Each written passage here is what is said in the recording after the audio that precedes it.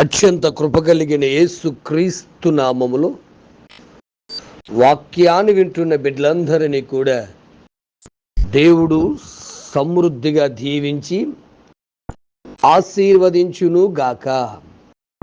ఆమేన్. ప్రియ దేవుని బిడ్డలారా,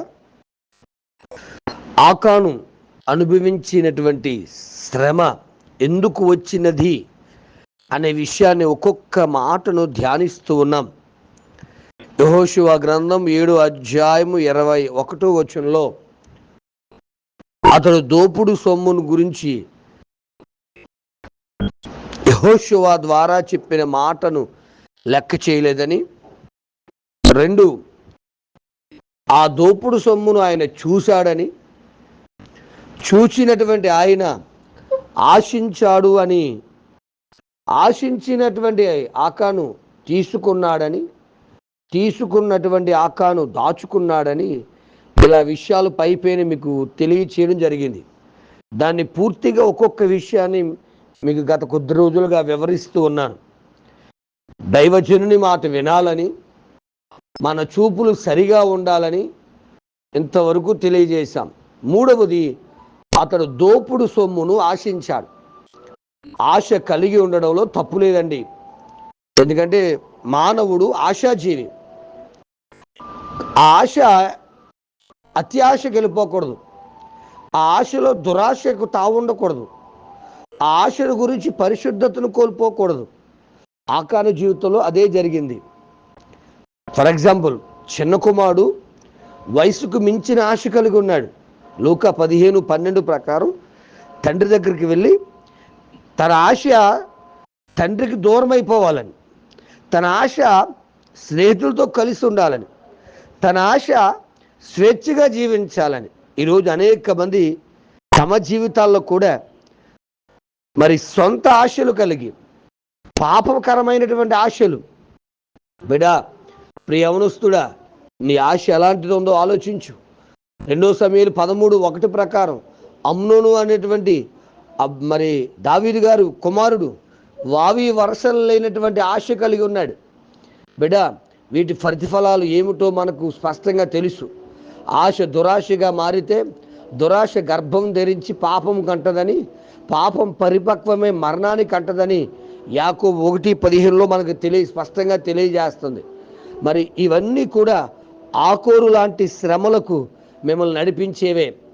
మరి మరి ఏ ఆశ కలిగి ఉండాలి అని మనం ఆలోచన చేస్తే 1వ దినవృత్తాంతాలు 4:10 ప్రకారం మరి హెబ్బేజు గారి ఆశ, అయ్యా నాకు కీడు రాకుండా నా సరిహద్దులు విశాలపరిచి నీ చెయ్యి నాకు తోడుగా ఉండదయచేసి నన్ను గొప్పవాణ్ణి చెయ్యినైనా.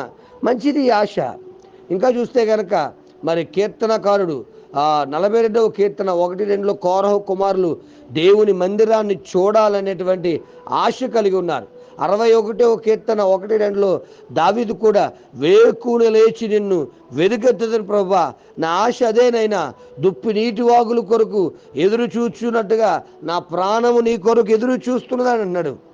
బిడా, ఆకాను ఆశ దోపుడు సొమ్మును తీసేసుకోవాలని, తప్పిపోయిన కుమారుడు ఆశ మరి ఇంకా పరిపక్వత చెందకుండా స్వేచ్ఛగా జీవించాలని, అమ్నోను ఆశ బిడ్డలారా మరి పాపము చెయ్యాలని.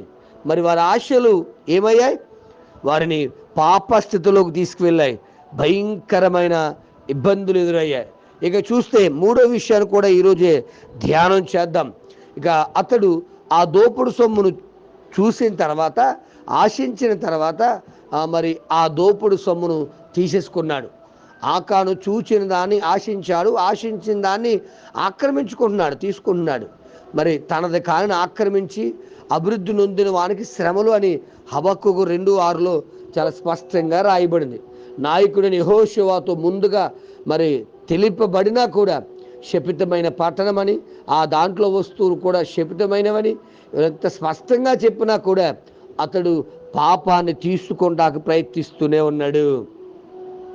శపితమైన దాన్ని తెచ్చుకోవడానికి ఇష్టపడుతున్నాడు.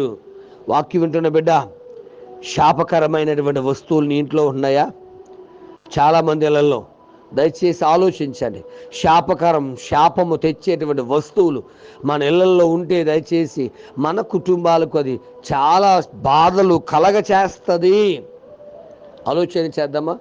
చూశాడు, ఆశించాడు, తీసుకున్నాడు. నిజమే, పాపాన్ని చూస్తున్నాం. అవ్వమ్మ పాపాన్ని చూసింది, పండును చూసింది, ఆశించింది తింటే బాగుంటుంది కదని దాన్ని ఏం చేసిందని ఇప్పుడు తీసుకుంది. మరి తీసుకుని దేవుని ప్రేమకు దూరం అయిపోయింది. దేవుని కోపానికి మరి బలైపోయిందని చెప్పొచ్చు. మరి ఇక్కడ మరి ఈ ఆకాను గారు కూడా అంతే. చూశారు, ఆశించారు, తీసుకున్నారు. మరి తీసుకున్న ఈయన దేవుని కోపానికి, ఆకూరు లోయ లాంటి శ్రమలకు, ఇబ్బందులకు ఆయన పతనమైపోయినట్టుగా మనం చూస్తున్నాం. మరొక భాగం రేపు ఉదయకాల సభలో ధ్యానించేద్దాం. మరి మీ జీవితాలు పాపాన్ని చూస్తూ, పాపాన్ని ఆశిస్తూ, పాపాన్ని తెచ్చుకునేవారుగా కాక పరిశుద్ధతను కాపాడుకునేవారుగా దేవుడు మనందరినీ కూడా అభిషేకించును గాక. పరమ తండ్రి నీకు స్తోత్రాలు. యేసుక్రీస్తు నామములో ఉదయకాల సమయంలో నీ బిడ్డలైన మా అందరితో మాట్లాడుతున్న మాటలను బట్టి స్తుతిస్తున్నా. ఆశీర్వదించి, బలపరిచి, భద్రపరిచి, మేలుతో నింపి సేవలు వాడుకోమని, వర్ధలింపు చేసి మహిమ పొందమని, చేయని బిడ్డలను వారి కుటుంబాలను ఆశీర్వదించండి.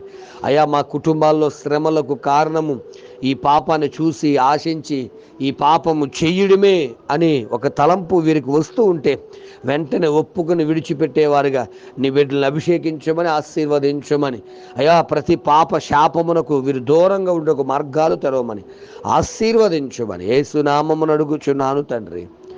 ఆమెన్. ప్రార్థనా కొరకు నా సెల్ నంబర్ 9866958571. ప్రభు కృప మీకు తోడుగా ఉండును గాక. ఆమెన్.